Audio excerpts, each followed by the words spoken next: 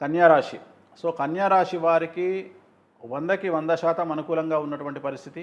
ఈ సంవత్సరం 6వ ఇంట్లో నుండి 7వ ఇంట్లోకి శని ప్రవేశిస్తూ ఉన్నాడు. గురువు కూడా అనుకూలంగా ఉన్నాడు.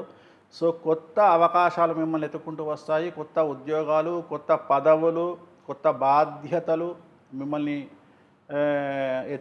ఎతుక్కుంటూ మరి వచ్చేటువంటి అవకాశాలు కనిపిస్తూ ఉన్నాయి. రాజయోగం గోచరిస్తూ ఉంది. అన్ఎక్స్పెక్టెడ్ ధనం వస్తుంది, అన్ఎక్స్పెక్టెడ్ పదవి వస్తుంది, అన్ఎక్స్పెక్టెడ్ గౌరవం దక్కుతుంది సమాజంలో. సో కన్యారాశి వారికి చాలా అనుకూలమైనటువంటి ఫలితాలు గోచరిస్తూ ఉన్నాయి. సో గురు మహర్దశ నడిచే వారికి మరీ రాజయోగం కనిపిస్తూ ఉంది. చాలా అనుకూలంగా ఉంటుంది. విద్యార్థులకు ఉత్తీర్ణత శాతం ఉంటుంది.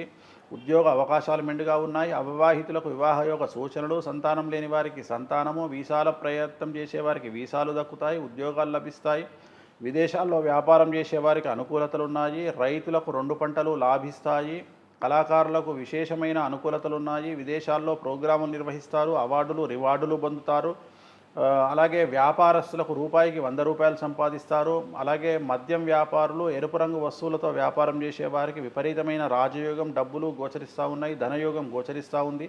మరీ ముఖ్యంగా కన్యారాశి స్త్రీలకు విశేషించి ఏది ముట్టుకున్నా బంగారంగా ఉంటుంది. సో ఓవరాల్గా కన్యారాశి వారికి ఈ సంవత్సరం పూర్తిగా 100కి 100% అనుకూలమైన ఫలితాలుంటాయి. ఎలాంటి రెమెడీసు అవసరం లేదు.